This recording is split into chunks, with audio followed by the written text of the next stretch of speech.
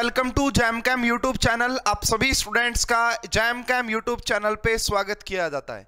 इस वीडियो में हम डिस्कस करेंगे आईआईटी जैम केमिस्ट्री का official syllabus in my way. मैं अपने तरीके से एक्सप्लेन करूंगा, डिटेल एक्सप्लेनेशन करूंगा, किस टॉपिक को अच्छा पढ़ें, किस टॉपिक को स्किप कर सकते हैं, सब कुछ।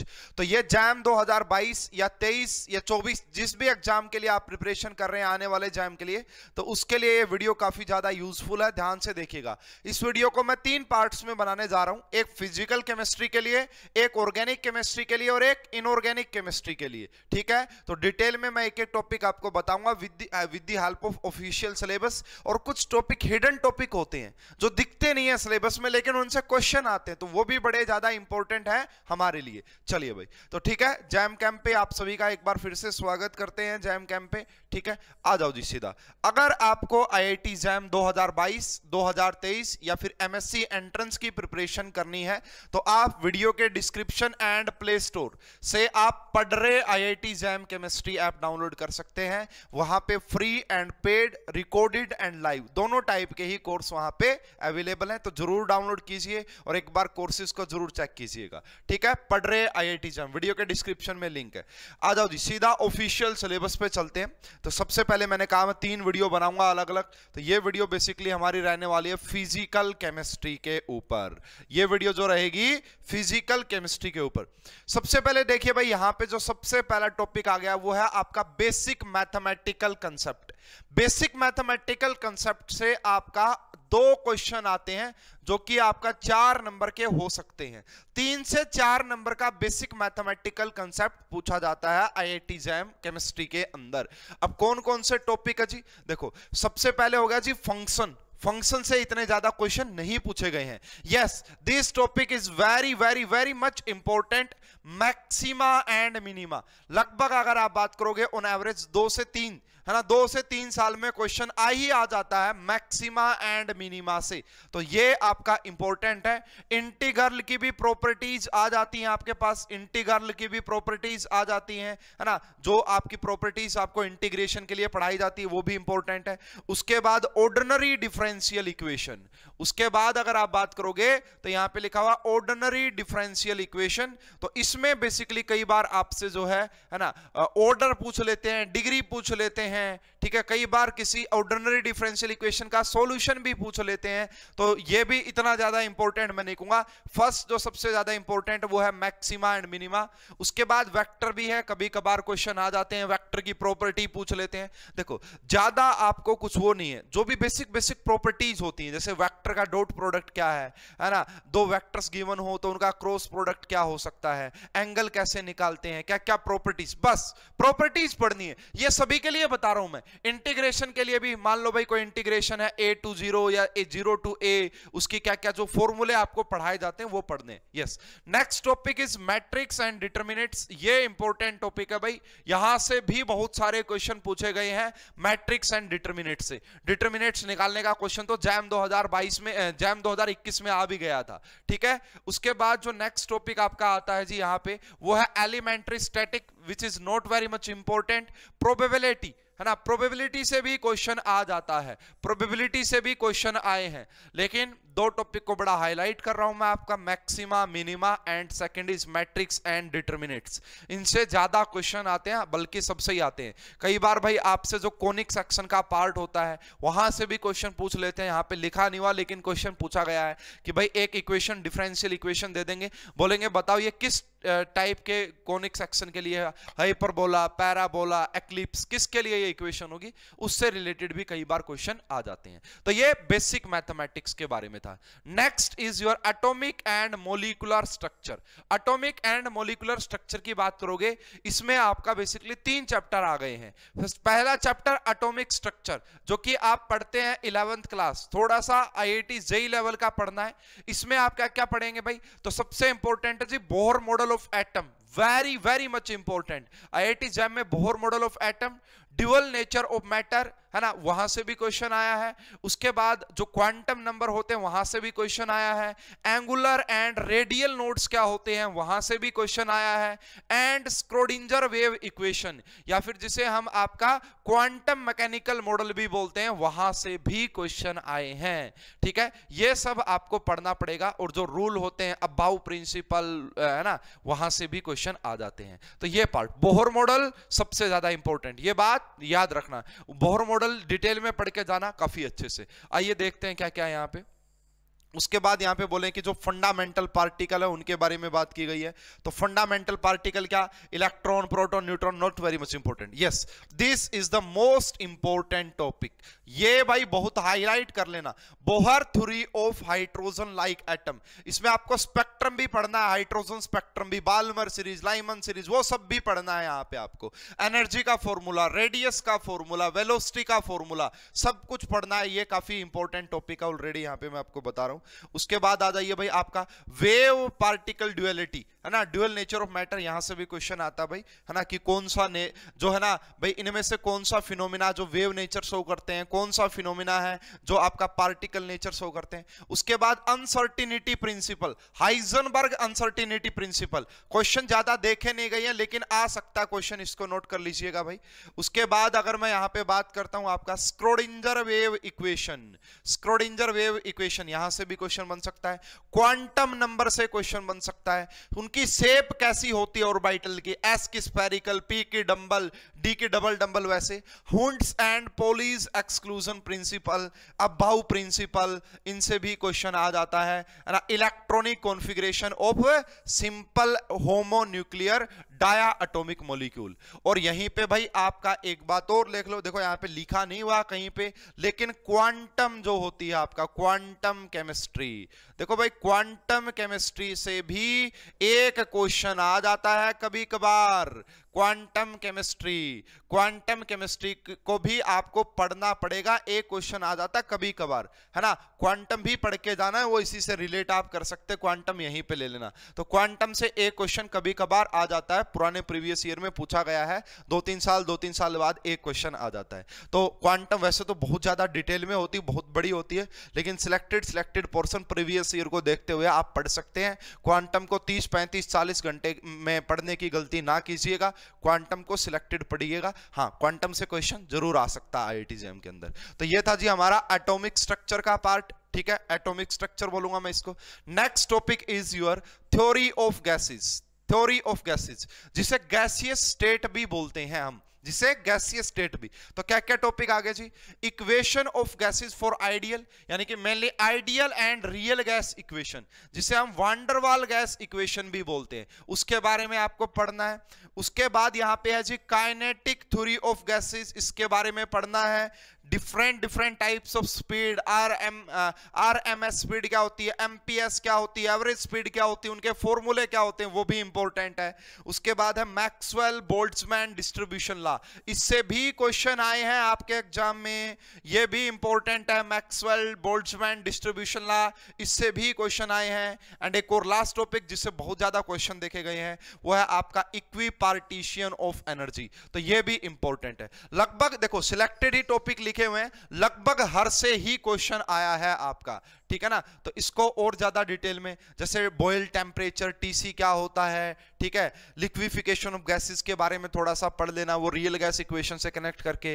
Different types of gas laws, Boyle's law, child's law, ये भी पढ़ के जाना, तो ये भी आपके लिए इंपॉर्टेंट हो सकते हैं। तो ये theory of gases, theory of gases से 2 क्वेश्चन आ जाते हैं, ठीक है, 2 क्वेश्चन आ जाते हैं, कई बार वो थर्मोडायनेमिक्स से भी रिलेट करके पूछ लेता है।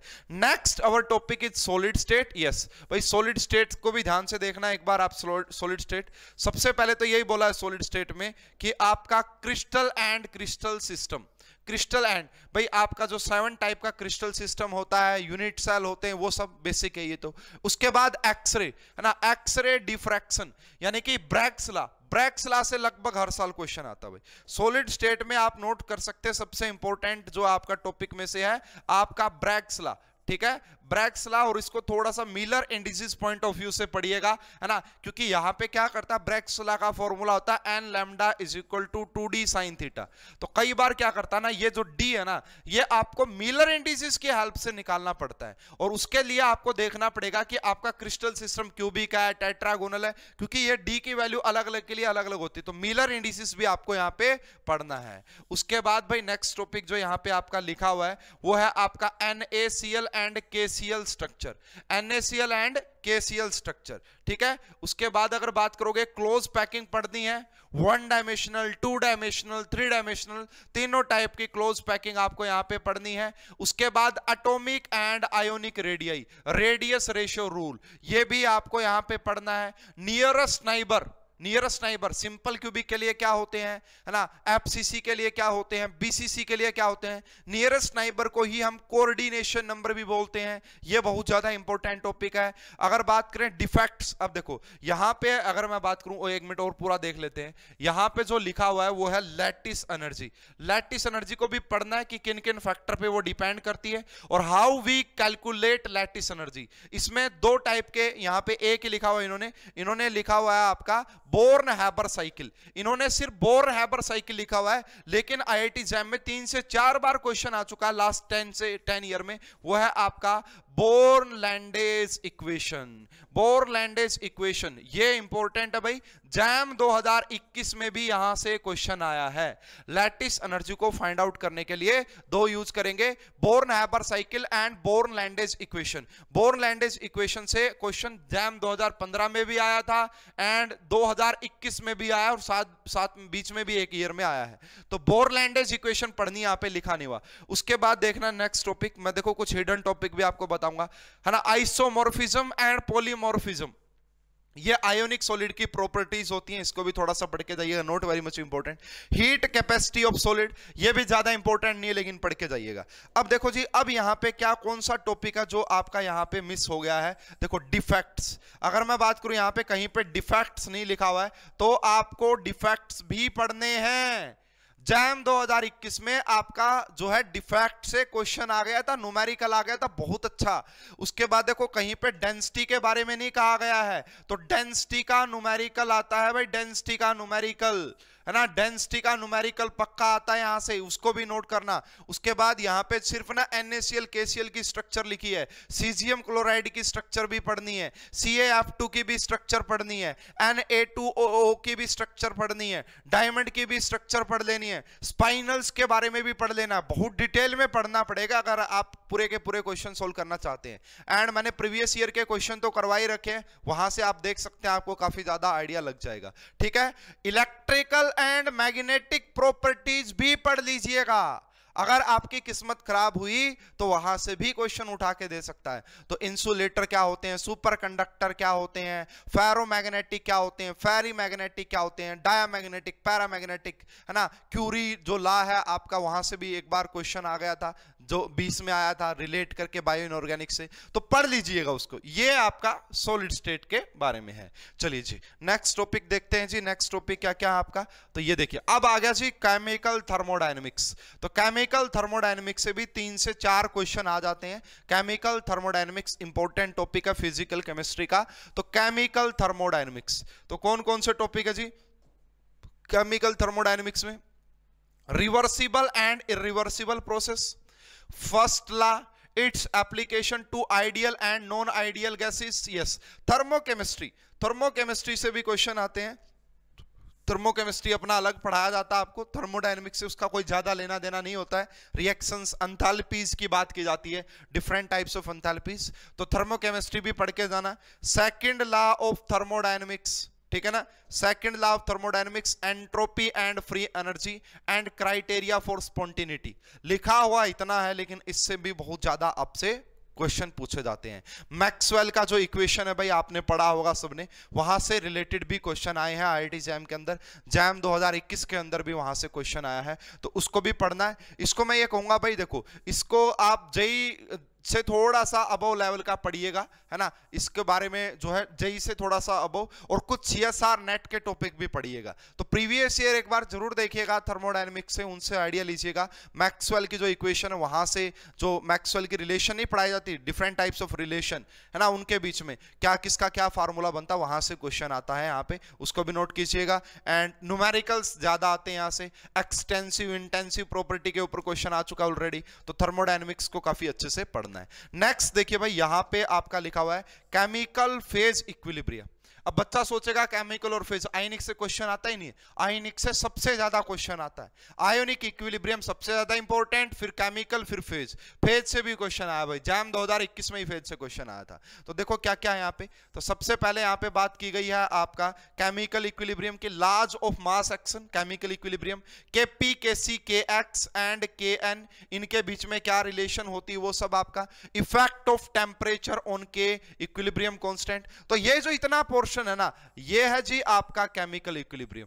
अब भाई यहां पे देखो, लिखने में इतना आएगा, जब पढ़ाया जाता बहुत डिटेल में पढ़ाया जाता है, ठीक है। यहां पे भाई और भी काफी केस आते हैं, रिएक्शन जिनके ऊपर न्यूमेरिकल आते हैं ना अच्छे अच्छे, वो भी पढ़ने होते हैं। तो इसको मैं ये सजेशन करूंगा आप कि अगर आप जेई लेवल का भी पढ़ लोगे, केमिकल इक्विलिब्रियम जेई लेवल का पढ़ लेना, काम चल जाएगा। जेई लेवल से बाहर नहीं आता सीएसआर नेट तक में, ये बात आप नोट कर लेना। Chemical equilibrium JEE advanced level का आप पढ़ लीजिएगा, ठीक है जी। इसके बाद ली चटलियर प्रिंसिपल पे भी पढ़ना है, यहाँ पे लिखा नहीं हुआ। उसके बाद आ गया जी अपना आयोनिक इक्विलिब्रियम। उसके बाद आ गया आयोनिक इक्विलिब्रियम, भी आप जेई लेवल का पढ़ सकते हैं, अच्छे जेई लेवल का, अच्छी जगह से, ठीक है ना। उसके बाद तो आयोनिक इक्विलिब्रियम में क्या क्या लिखा हुआ है, आयोनिक इक्विलिब्रियम इन दी सॉल्यूशन, पीएच, बफर सॉल्यूशन सबसे ज्यादा इंपॉर्टेंट। आयनिक इक्विलिब्रियम में बफर सॉल्यूशन सबसे ज्यादा इंपॉर्टेंट है। लास्ट अगर आप आयनिक इक्विलिब्रियम के पेपर देखोगे तो बफर सॉल्यूशन से मैक्सिमम क्वेश्चन पूछे गए हैं, ठीक है। उसके अलावा बहुत सारे टॉपिक होते हैं, पीएच मिक्सर का निकालना, डिफरेंट डिफरेंट स्ट्रॉन्ग एसिड यहाँ पे वो। उसके बाद है जी आपका हाइड्रोलिसिस, सोल्यूबिलिटी प्रोडक्ट केएसपी से भी क्वेश्चन आए हैं भाई, तो ये रहा। और इसको भी काफी डिटेल में पढ़ाया जाता है जब पढ़ाया जाता है, ठीक है ना। तो सोल्यूबिलिटी भी इंपॉर्टेंट है, हाइड्रोलिसिस, ये सब। उसके बाद आ गया जी फेज इक्विलिब्रियम, फेज रूल पढ़ना है and its application to one component and two component system. तो ये फेज इक्विलिब्रियम से भी अच्छे क्वेश्चन आ जाते हैं। थोड़ा सा थर्मोडायनेमिक्स के पॉइंट ऑफ व्यू से ग्राफ वगैरह वहां पे पढ़ा दिए जाते हैं। उसके बाद देखो एक टॉपिक है यहां पे, अब बच्चा क्या सोचेगा, केमिकल एंड फेज इक्विलिब्रियम, है ना। इसका मतलब एक आयोनिक और एक देखो एक टॉपिक जिससे लगभग हर साल क्वेश्चन आता है 2 मार्क्स का, बच्चे उसको स्किप कर देते हैं और वहां से हर साल 2 मार्क्स का क्वेश्चन आ जाता है। और बड़ा इजी क्वेश्चन, फॉर्मूला याद होना चाहिए, वो है जी यहां पे लिखा हुआ सी, कोलिगेटिव प्रॉपर्टीज, है ना। 12th क्लास में पढ़ा ना अपने कोलिगेटिव प्रॉपर्टीज, वहां से रिलेटेड क्वेश्चन आता ही आता है। तो कोलिगेटिव प्रॉपर्टी भी आपके सिलेबस में है। 4 टाइप की कोलिगेटिव प्रॉपर्टी पढ़ाई जाती है ना आपको, है ना। आपका relative lowering of vapour pressure, elevation in boiling point, depression in freezing point, osmotic pressure, ये सब आपको पढ़ के जाना है। ये बात नोट कर लीजिएगा, फॉर्मूला बेस्ड क्वेश्चन आता है, आप पेपर उठा के देख लेना चाहिए, ठीक है। नेक्स्ट है जी अपना इलेक्ट्रोकेमिस्ट्री। इलेक्ट्रोकेमिस्ट्री में भी बहुत कुछ, देखो जितना सिलेबस में लिखा हुआ है ना उससे बहुत ज्यादा पूछा जाने लग गया है। जैम का लेवल काफी अच्छा हो गया है, ठीक है ना। तो इलेक्ट्रोकेमिस्ट्री को 3 पोर्शन में डिवाइड करना। एक है जी आपका इलेक्ट्रोकेमिकल सेल, एक है इलेक्ट्रोलिटिक, इलेक्ट्रोलिसिस एंड तीसरा कंडक्टेंस। सबसे ज्यादा इंपॉर्टेंट है कंडक्टेंस, ठीक है इसमें। उसके बाद देखो अगर मैं बात करूं यहाँ पे, ये रहा इलेक्ट्रोकेमिस्ट्री में conductance and its application, transport number ना, कोलरोस लॉ की एप्लीकेशन के पॉइंट ऑफ व्यू से पढ़ना इसको, कोलरोस लॉ की एप्लीकेशन, ट्रांसपोर्ट नंबर पढ़ना। कंडक्टेंस में डीबे हकल लिमिटिंग लॉ, बहुत लास्ट 2 ईयर से लगातार क्वेश्चन आ रहे हैं डीबे हक्कल लिमिटिंग लॉ से।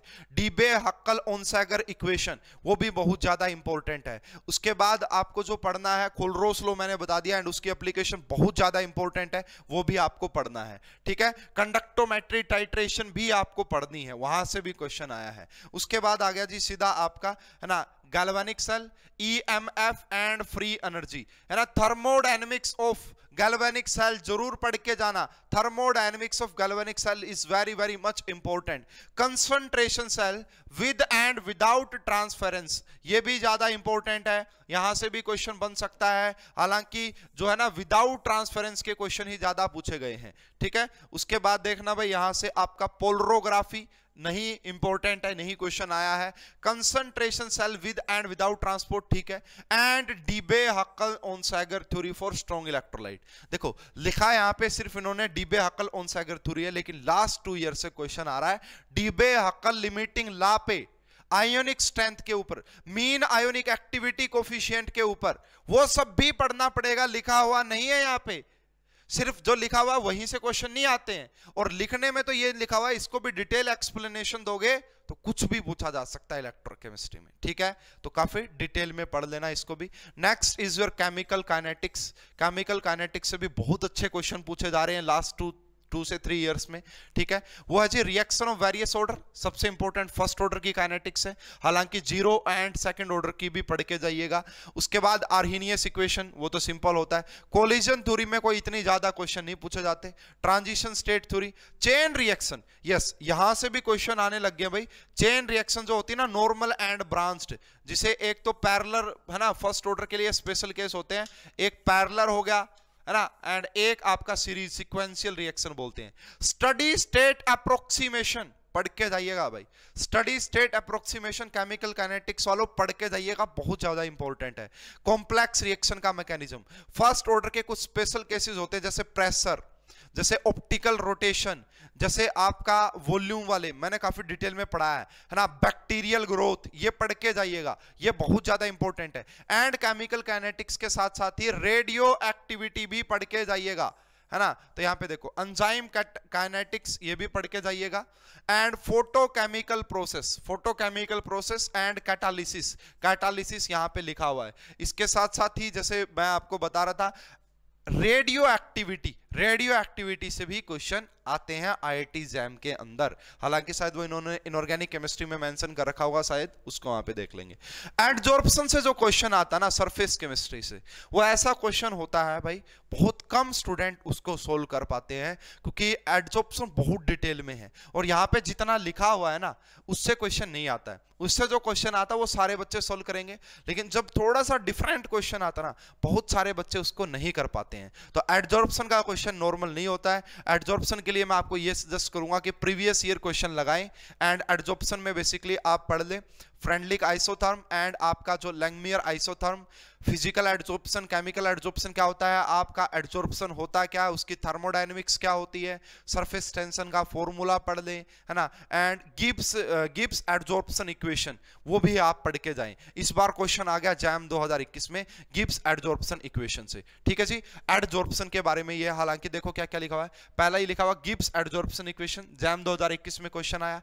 एडजॉर्प्शन आइसोथर्म, इसके ऊपर भी क्वेश्चन आ चुके हैं, और दोनों दो पढ़नी है आपको, एडजॉर्प्शन आइसोथर्म, है ना। एक आपको फ्रेंडलिक एंड एक आपको जो है लैंगमियर, ठीक है। ये टाइप्स ऑफ एडजॉर्प्शन मैंने बता दिया। हाँ, ये वाले टॉपिक भी हैं भाई आपका, surface area of adsorbents and surface film on the liquids. अब लिखने में इतना लिख दिया, लेकिन क्वेश्चन बहुत जबरदस्त लेवल के पूछे गए हैं। मैं बहुत जल्दी आपका इस चैनल के ऊपर सरफेस केमिस्ट्री के प्रीवियस ईयर क्वेश्चन का सॉल्यूशन अपलोड करूंगा, जाके जरूर देख लीजिएगा, ठीक है जी। Next last topic physical chemistry का है, वो है फिजिकल स्पेक्ट्रा।